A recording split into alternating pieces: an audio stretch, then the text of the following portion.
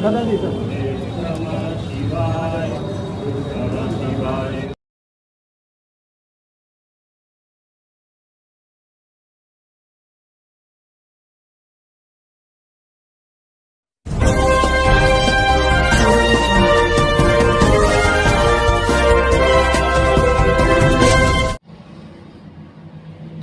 नमस्कार, आप देख रहे हैं जी टीवी लाइव न्यूज। मैं हूं आर के अजय। इलेक्शन ऐसी चीज है, इंसान को क्या क्या रोल करवाती है, क्या क्या भेष बदलने पड़ते हैं, कितने झूठ बोलने पड़ते हैं, कहां कहां मत्था टेकने पड़ता है। दोस्तों ऐसे तो आपने बहुत नेताओं के बारे में सुना होगा और देखा भी होगा। जब जब कोई भी इलेक्शन आता है, चाहे लोकसभा का हो चाहे विधानसभा का हो, चाहे कोई नगर निगम का चुनाव करना हो, दोस्तों किस तरह से नेता कभी तो इधर से उधर पार्टी मार जाते, इस पार्टी से उस पार्टी में। आपने देखा होगा नेताओं को रंग बदलते हुए, अपनी चाल ढाल बदलते हुए, कहीं तो जहरीले बोल भी बोले जाते, कहीं मीठे बोल बोल के लोगों को फंसाया जाता है वोट देने के लिए। कोई तो सत्ता बचाने के लिए लड़ता है, कोई सत्ता पाने के लिए। कोई विधायक पहले से है तो अपनी सीट बचाने के लिए दोबारा विधायक बनने के लिए, कोई पहली बार विधायक बनने के लिए कोशिश करता है। दोस्तों लगातार आप देखते होंगे कहीं पे हेड स्पीच भी इतने भयंकर दी जाती है। कोई ना, चुनाव आयोग ऐसा है अंधा बहरा, वो कुछ ऐसे नेता हैं, जो कुछ बाबा हैं जो जहरीले बोल जाते हैं। चुनाव आयोग बिल्कुल कार्रवाई नहीं करता, अंधा बन जाता है, उसका कान बहरा हो जाता है। जैसा कि अभी झारखंड में आप देख रहे हो, बीजेपी के आसाम के मुख्यमंत्री विश्वेश्वर शर्मा कितने जहरीले बोल रहे हैं, हिंदू मुसलमान की बात कर रहे हैं। कभी कार्रवाई होगी भी नहीं, और चाहे कितनी कंप्लेन देते रहो, चाहे जितनी शिकायत देते रहो, क्योंकि इलेक्शन कमीशन बिल्कुल अंधा बहरा हो चुका है। अगर मैं कहूं जैसे लोगों की सोच है, तो सिर्फ एक पार्टी के लिए काम कर रहा है, निष्पक्ष चुनाव नहीं करवा रहा है। दोस्तों चलो, ये तो चुनाव आयोग अदलने बदलने की बात रही। आपने सुना होगा कानपुर उत्तर प्रदेश महानगर शीशामऊ विधानसभा से इरफान सोलंकी विधायक थे। इस समय वो एमपी एमएलए, कोर्ट ने उनको 7 साल की सजा सुनाया है और वो जेल में है। उन पे आगजनी जैसे और गंभीर मामले थे, जिनके कारण उनको 7 साल की सजा हुई। वो सीट भी खाली हो गई। कई महीने वो जेल में रहने के बाद उनको सजा सुनाई गई। वो आते जाते परेशान हो गए थे, जब भी आए उनको कहीं ऐसी जगह रखा जाए, उनको जल्दी कोर्ट में। बहुत सारी शिकायतें हुआ करती थी, जो एजीटीवी लाइव आपको पहले दिखाया है। आप एजीटीवी लाइव की इरफान सोलंकी की वीडियो पहले की आप खोल के देख सकते हैं, क्या क्या उन्होंने बयान दिया था। लेकिन आइए बात कर लेते हैं उपचुनाव की। विधानसभा उपचुनाव उत्तर प्रदेश की 9 सीटों की, 10 सीट का चुनाव होना था। 1 सीट तो चुनाव आयोग ने डिक्लेयर नहीं किया। पता नहीं बीजेपी के डर से या किसके डर से चुनाव आयोग क्यों नहीं डिक्लेयर किया, वो तो वो जाने। वहीं देखिए इरफान सोलंकी की पत्नी नसीम सोलंकी, जिसको सपा ने प्रत्याशी बनाया है अखिलेश यादव ने, वो देखिए कानपुर बनकेश्वर मंदिर में जाके मत्था टेक रही हैं और शिवलिंग छूकर अर्चना और पूजा कर रही हैं और दीप जला रही हैं। मन्नतें भी मांग रही होंगी, अपनी मुरादें मांग रही हैं, जो आप इस खबर में देखेंगे। उनकी आस्था भी हो सकती है, मैं नहीं कह रहा हूं कि आस्था नहीं हो सकती। और इसको लेकर के जो कानपुर नगर से बजरंग दल के अध्यक्ष कृष्णा तिवारी ने क्या कहा, जो आप इस खबर में देखेंगे। दोस्तों, वहीं पर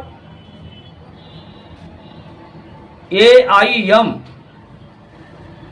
उत्तर प्रदेश के महासचिव हाजी रबी उल्ला ने क्या कहा, वो भी आप इस खबर में देखेंगे। और जो शहर काजी हैं, उनके विचार क्या क्या आ रहे हैं, AJTV लाइव समय समय पे दिखाता रहेगा। मुस्लिम समुदाय नसीम सोलंकी जब मंदिर गई, पूजा अर्चना किया, उनके मन में क्या क्या बातें थी और क्या क्या कहा और क्या क्या कह रहे हैं, जैसे भी आपको आगे की खबर आएगी AJTV लाइव तुरंत दिखाएगा। दोस्तों, ये तो रही नसीम सोलंकी की बात।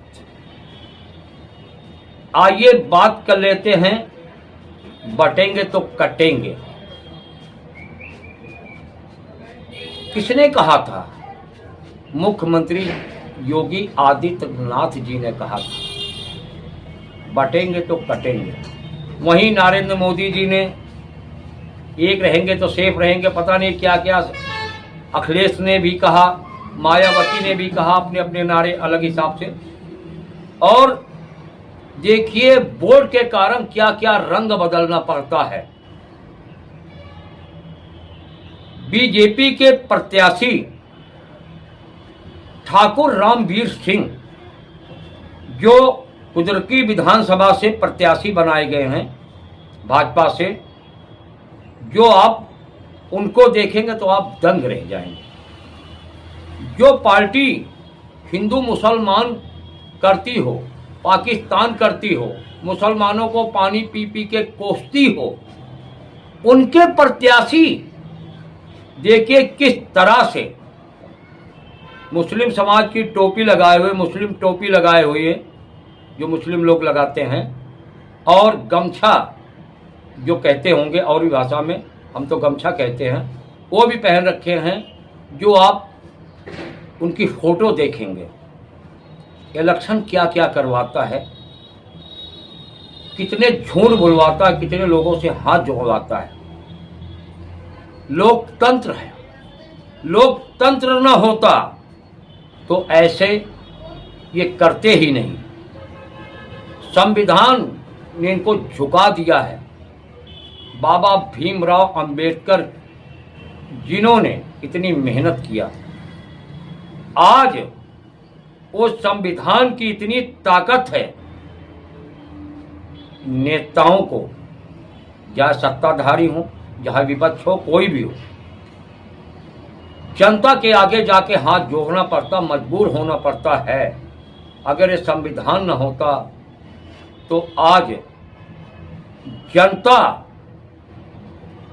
अपनी आवाज उठा ही नहीं सकती थी, ना अपने दुख दर्द बता सकती थी, ना धरने प्रदर्शन कर सकती थी, ना किसी का घेराव कर सकती थी। ये संविधान की ही ताकत है। दोस्तों,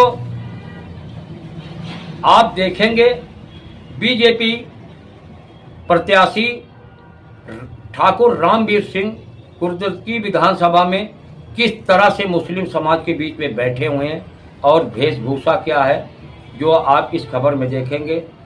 दोस्तों, कानपुर से चीफ ब्यूरो रुस्तम खान की ये रिपोर्ट। आर के अजय को दीजिए इजाज़त, फिर मिलेंगे किसी और खबरों के साथ। तब तक आप बने रहे AGTV लाइव के साथ। AGTV लाइव पे कभी खबरों का सिलसिला कम नहीं होता। दोस्तों, चैनल को लाइक करें, शेयर करें, सब्सक्राइब करना ना भूलें, जिससे कि हर सच्ची खबर सीधे आप तक पहुंचे।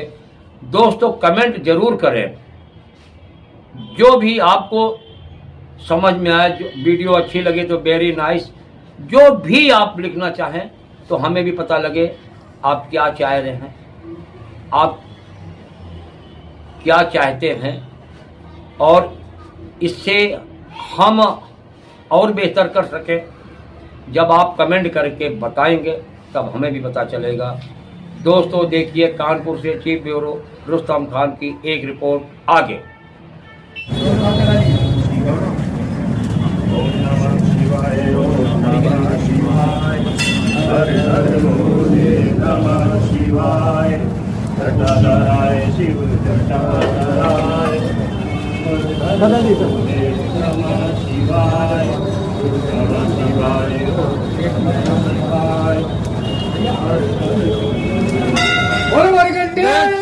बाबा की जय।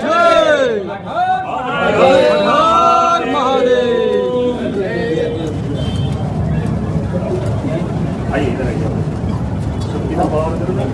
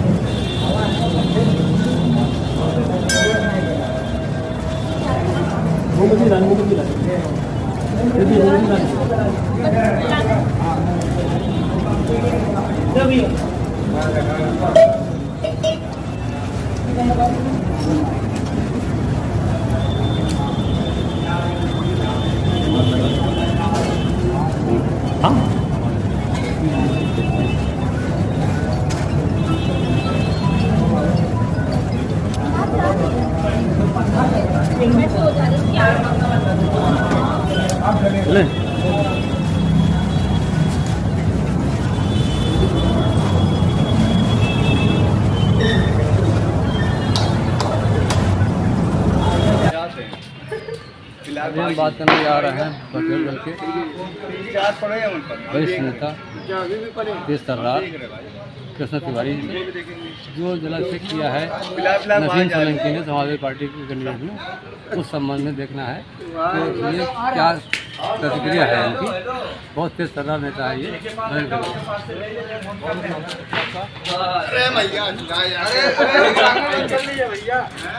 जय श्री राम।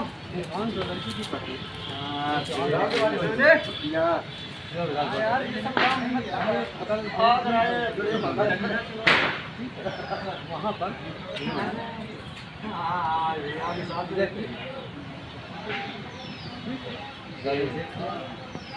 अर्चना की जलाए माथा टेका, इसमें कुछ मुस्लिम समुदाय के लोगों ने कड़ी प्रतिक्रिया दी, तो उनको वहाँ नहीं जाना चाहिए। इस संबंध में आप क्या कहना चाहते हैं? कहीं ना कहीं जो मुस्लिम धर्म का काम था उन्होंने अपना काम किया, लेकिन बड़ा हास्यास्पद लगता है कि जिन्होंने जब एक हसनपुरवा क्षेत्र पड़ता है उस क्षेत्र में दंगा हुआ, तो दंगों में हिंदुओं को फंसाने पर, हिंदुओं पे मुकदमा लिखने पर, हिंदुओं को बेकसूर हिंदुओं को जेल में डालने वाले लोग जब चुनाव के टाइम पर वो मंदिर घूमते हैं, तो कहीं ना कहीं उनकी बौखलाहट स्पष्ट रूप से दिखती है कि इस समय इस चुनाव में उनका क्या हाल है। शीशामऊ विधानसभा को जिस तरीके से इस परिवार ने जिहाद का एक गढ़ बना रखा है। और जहाँ पर कहीं ना कहीं पहले हिंदू रहते थे, वहाँ पर आज देखा जाए तो हिंदू मंदिर बंद पड़े हुए हैं। उन हिंदू मंदिर बंद जो पड़े हैं उनकी चिंता ये परिवार न करते हुए उन मंदिरों में घूम रहा है जहाँ से उसको वोट बैंक की प्राप्ति हो रही है। और कहीं ना कहीं मुस्लिम समाज का जो काम था उसने अपना काम किया। उनके धर्म के खिलाफ जो चीज़ें लगी कि एक उनके धर्म का व्यक्ति दूसरे धर्मों में जाकर जलाभिषेक कर रहा है, तो एक फतवा जारी करने का जिन्होंने काम था उन्होंने मौलाना ने किया कि ये पहली बार नहीं किया है, ये समय समय पर करते रहते हैं, क्योंकि समय समय पर छोटी मोटी घटनाएं होती हैं जिससे उनका धर्म खतरे पर आ जाता है। और मौलाना समय समय पर छोटी छोटी चीज़ों पर फतवा जारी करते रहते, तो ये एक बड़ी घटना थी उनके लिए, क्योंकि वह परिवार एक ऐसा परिवार था जो कहीं ना कहीं जिहादियों को संरक्षण देने वाला था, कहीं ना कहीं शीशा मऊ को एक तरीके से जिहाद का गढ़ बनाने वाला था। कहीं ना कहीं वह परिवार शीशा मऊ विधानसभा में दंगे फैला रहे हैं, शीशा मऊ विधानसभा ही में नहीं बल्कि पूरे कानपुर को दंगे की आग में झोंकने वाला वो परिवार आज वो अगर हिंदुओं के सामने जा रहा है और हिंदुओं के मंदिर घूम रहा है तो अपने सिर्फ और सिर्फ वोट बैंक की तलाश कर रहा है। लेकिन इस बार का हिंदू न छलेगा, न बटेगा, न कटेगा, बल्कि एक होकर अपनी एकता और अखंडता का परिचय देते हुए इन जैसे अराजक तत्वों को, इन जैसे दंगा प्रेमियों को, इन जैसे उन जिहादियों को जो कानपुर को एक तरीके से हिंदू विहीन करना चाहते हैं, इन जैसे ऐसे लोगों को जो बंद पड़े मंदिरों की चिंता न करते हुए हिंदुओं के यहाँ आ रहे हैं, इनको एकदम कड़ी प्रतिक्रिया देते हुए इनको जवाब देगा और इनकी सत्ता को ऐसा उखाड़ के फेंकेगा कि ये दोबारा सत्ता में बैठना तो दूर चुनाव लड़ने की कल्पना भी नहीं कर सकते। अच्छा, कुछ दिन पूर्व जब इनके ससुर हाजी मुश्ताक सोलंकी विधायक रहे यहाँ पर, उन्होंने भी दर्शन करने एक बार गए थे वहाँ। उनके आने के बाद मंदिर को पूरा धुलवाया गया था। अब की बार ऐसा क्यों नहीं किया गया? आप थोड़ा सा जानकारी करिए। हाजी मुश्ताक जी जब गए थे तब भी उसको धुलवाया गया था। इससे पूर्व इरफान सोलंकी जब गए थे तब भी हमने उसको गंगा जल से जलाभिषेक करके पूरा का पूरा शुद्ध कराया था। और कल जब नसीम सोलंकी वहाँ पर गई हैं तो आज भी साधु संतों द्वारा हरिद्वार से 1000 किलोमीटर से जल लेकर आया गया है और सुबह सुबह गंगा जी से जलाभिषेक करके पूरे मंदिर को शुद्ध किया गया है। अच्छा, सुबह विधानसभा क्षेत्र का एक बड़ा तबका, ब्राह्मण तबका है जो उनके साथ में है। बड़ा ब्राह्मण तबका नहीं बल्कि उसको आप ब्राह्मण नहीं, आप उसको हिंदू कहिए। और हिंदू इस बार तय कर चुका है कि हिंदू कहीं धर्म युद्ध है हिंदुओं के लिए। अगर एक तरफ एक समाज अगर तय कर चुका है कि उसको क्या करना है, तो हिंदू भी तय कर चुका है कि उसको क्या करना है। हिंदू भी अपने आप से कहा ना कि एकजुट होकर अपनी एकता और अखंडता का परिचय देते हुए इस जिहादवादी परिवार को उखाड़ के फेंकने का काम इस चुनाव में करने जा रहा है। और इतिहास रचने जा रहा है कि अब कानपुर में ये मानसिकता चलने वाली नहीं है जिस मानसिकता के तहत आप कानपुर को दंगों की आग में झोंके। और जिस तरीके से जिस कारण वो जेल में वह परिवार के जो मुखिया, वर्तमान के जो मुखिया हैं और अभी तक जो विधायक थे जिस कारण से वो जेल में थे, कहीं ना कहीं वो जो अराजकता थी वो अराजकता को भी शीशा मऊ विधानसभा का व्यक्ति अब स्वीकारेगा नहीं।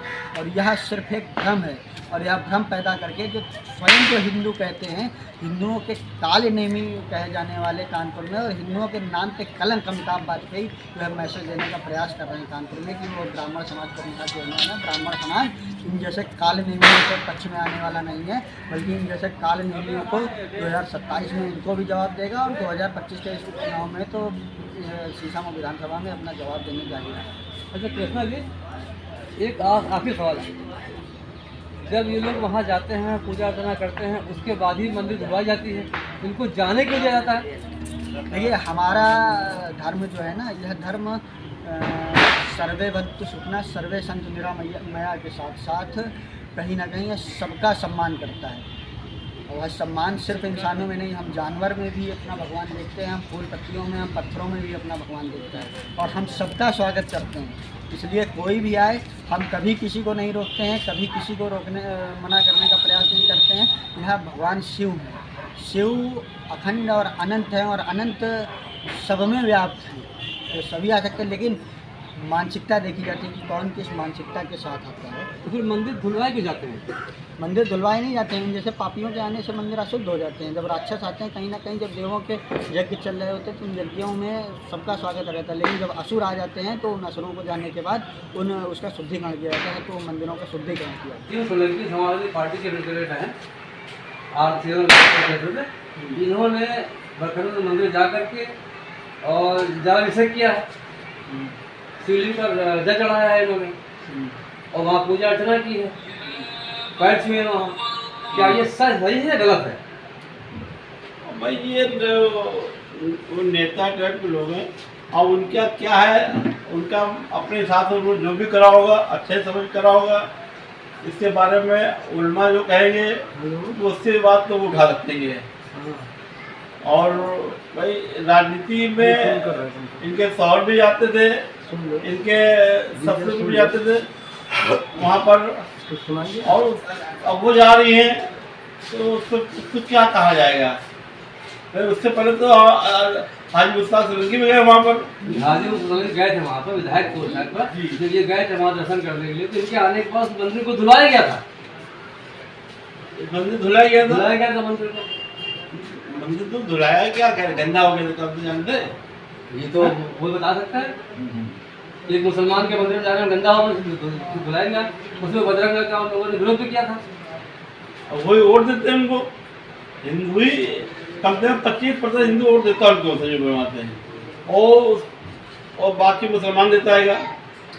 और उनके वहाँ जाने से मंदिर धुलाया जाए तो ये तो बात तो गलत है कि, तो फिर जाना चाहिए उनको वहाँ पर। जब उनके जाने से मंदिर धुलाया जाए, नहीं जाना चाहिए। आप गई हैं तो भाई राजनीति कर रही हैंगी, उसमें अपने पेट पे क्यों गई है, क्या गई है, उनका मर्जी की बात है। क्या नसीम सोलंकी का वहाँ जाना जायज़ है या नाजायज़ है? अब जायज नाजायज तो मौलाना बता सकते हैं, हम लोग तो नहीं बता सकते। ये है कि वो जिसे उन्होंने माथा टेका है तो गलत हैगा। भाई जाना तो अलग बात है, हर आदमी मंदिर और मजार पे जाता हैगा, वो तो कोई सी बात नहीं ना। मतलब कहने का कि माथा टेकना और वहाँ पूजा करना तो वो गलत हैगा, और वैसे तो आदमी हर जगह जाता हैगा। उन्होंने तो शिवलिंग पर दर्शन किया है, उसके बाद दीप जला करके वहाँ पैर छुए। खैर हमने तो ये नहीं देखा हैगा अभी वीडियो में, कुछ जाते देखा आते देखा खाली, बाकी कुछ नहीं देखा हैगा। और गए आने जाने से किसी का कोई धर्म नहीं जाता है। मिसाल तौर से किसी हिंदू कोई मजार पर आता है, तरस आता है तो उसका धर्म नहीं जाता है। तो या आप मंदिर में जाके आप चले गए और चले आके चंदा दिया है, कुछ करके चले आए तो वो अलग बात है। और पूजा करना वहाँ पर बैठ के पूरा रीतिवाद से तो वो गलत हैगा। कुछ कट्टरपंथी जो मुस्लिम में भी हैं, मुसलमानों में हैं जी, और कुछ गैर मुस्लिम भी हैं, हिंदू राज्य में कट्टरपंथी लोग हैं, वो इसका विरोध कर रहे हैं। अपने हिसाब से दोनों लोग विरोध कर रहे हैं, तो विरोध को उनको झेलना पड़ेगा, विरोध को उनको झेलना पड़ेगा। और ये कि आपको विरोध कुछ समझ के गए होंगे ना, तो जो लोग ले गए उनके सलाहकार लोग ले गए तो समझ के ले गएंगे। अब विरोध में तो वो अपना जवाब देंगे, उनको मौलाना को देंगे या पंडितों देंगे, जिससे भी देना है वो उनका काम है जवाब देना। अच्छा, AIM तो कहीं खड़ा है, खड़ा नहीं किया गया, क्या आप उसको समर्थन करेंगे? नहीं, मैं समर्थन नहीं करूँगा। मैं तो सपा से हम लोग कभी नहीं कर सकते हैं। सपा विरोध पार्टी है कि सपा से मुसलमान को युद्ध सकती है, कभी भी मुसलमान को आगे नहीं दे सकती। सपा ये पार्टी की, सपा ने कभी आज तक के इतने बार विधायक मंत्री बने अखिलेश यादव जी, और उन्होंने किसी एक आदमी को भी उप मुख्यमंत्री नहीं बनाया। मुसलमान को उसी में रखा है जिसमें जो दलील उठा लो, ये कर लो, वो कर लो, जो भी रखा है उन्होंने अपने लोग रखाएगा। यादव आगे बढ़ाया, अपने साथ वालों को आगे बढ़ाया, मुसलमान को कहीं आगे नहीं बढ़ाएगा। मुसलमान दलील उठाता रहा, पिछाता रहा, जब तक ज्यादा वोट मुसलमान का दिल जान से देता है, इनको दिलो जान से इनको वोट देता है। ये मुसलमानों के लिए सिर्फ दिखावा तो है, करते कुछ नहीं ना। अच्छा, AIM ने तो कैंडिडेट में खड़ा नहीं किया है? नहीं, कांटिन्यूस तो नहीं कहा गया है, और ये दो सीट पे खड़ा कर रहेंगे। कानपुर से कौन सिर्फ खड़ा कर रहे हैं? कोई नहीं, कानपुर से नहीं खड़ा हो रहा कोई। क्यों नहीं खड़ा किया यहाँ पे? क्या कर रहा है भाई